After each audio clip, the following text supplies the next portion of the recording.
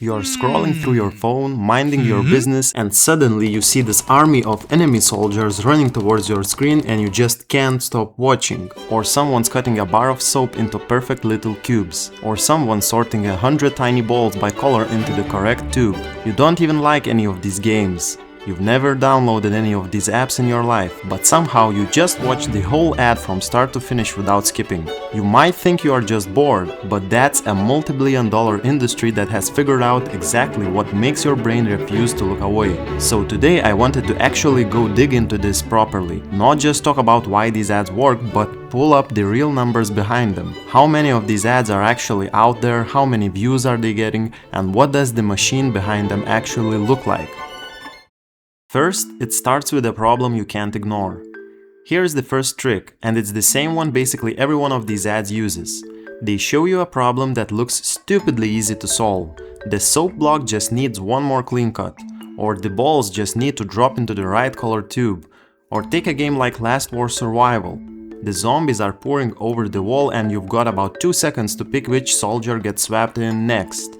Your brain sees an almost finished task or decision and it cannot ignore it. It's the same reason you can't walk past a picture that's slightly crooked without wanting to straighten it. And then, this is the part that's actually kind of evil, they make the person on screen fail right at the worst moment. The player in the video ad is too slow so it gets beaten by zombies. That's not a mistake in editing, that's the whole point. Frustration is what makes you download the app and try it for yourself. I went and pulled up some actual numbers. The first one I pulled up is one of these upgrade style games called Gold Goblins. This single ad creative has pulled in 350k in estimated ad spend and almost 50 million views. The same ad was running for almost a year.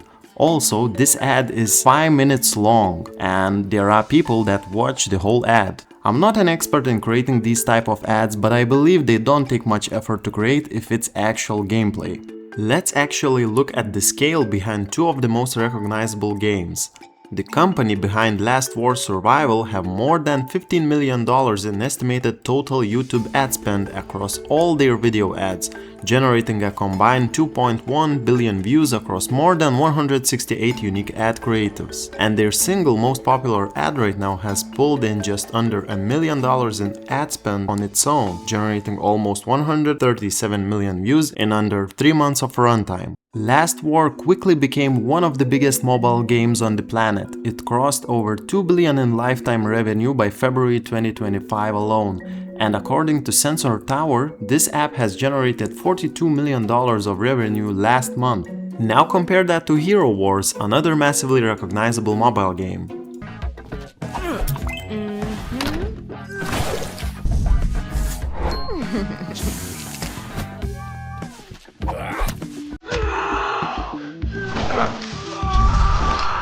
Total estimated ad spend is almost $6 million, generating 844 million views with almost 300 different ad variations. Their top performing ad has pulled about 43 million views alone with more than 300k in estimated ad spend.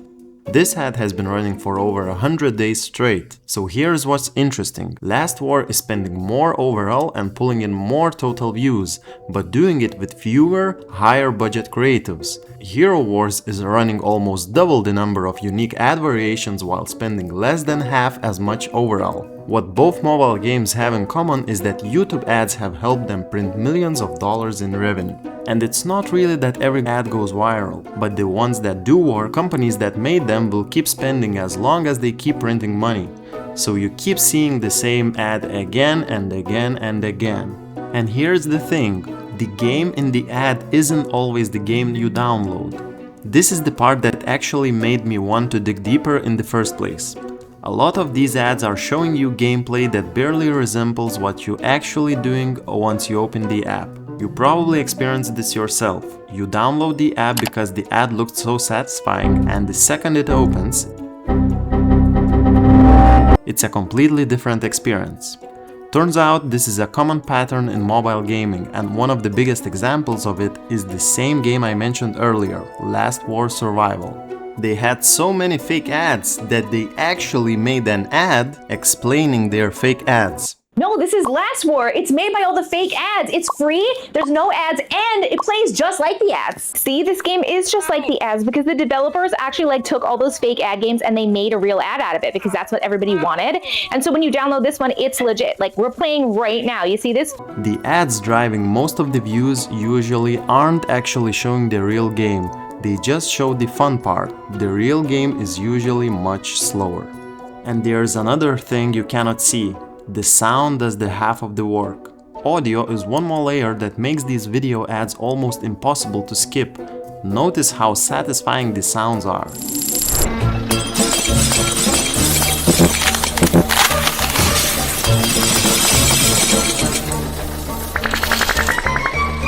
Combine that unfinished task feeling, the small burst of frustration from the failure, and the genuinely pleasant sound in your ears, and you've got something that's specifically built to keep your attention through the whole video.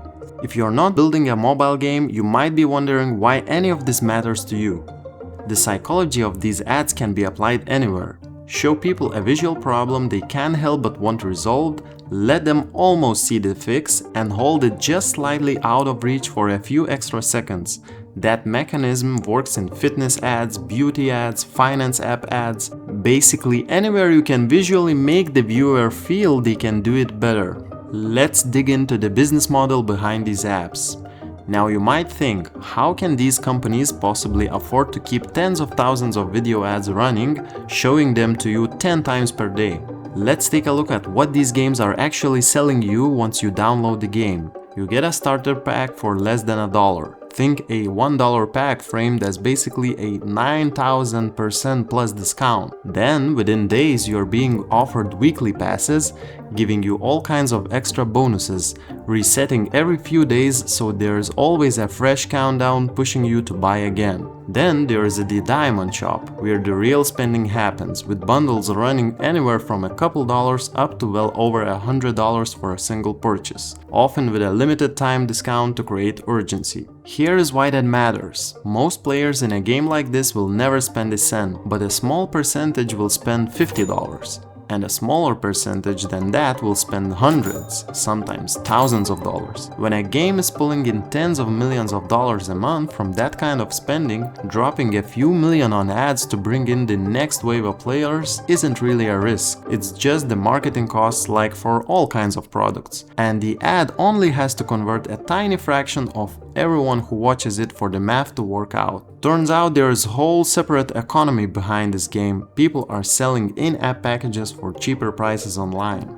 There's one more important thing about these ads. Every time one of these videos plays in front of millions of people, it becomes something people have simply seen before, something that feels familiar even if you haven't played it yet. People start searching for it on Google, talking about it with their friends, and suddenly everyone knows about the game. So the next time you catch yourself watching someone cut soap or sort colored balls for the 4th time this week, you will know what's hiding underneath.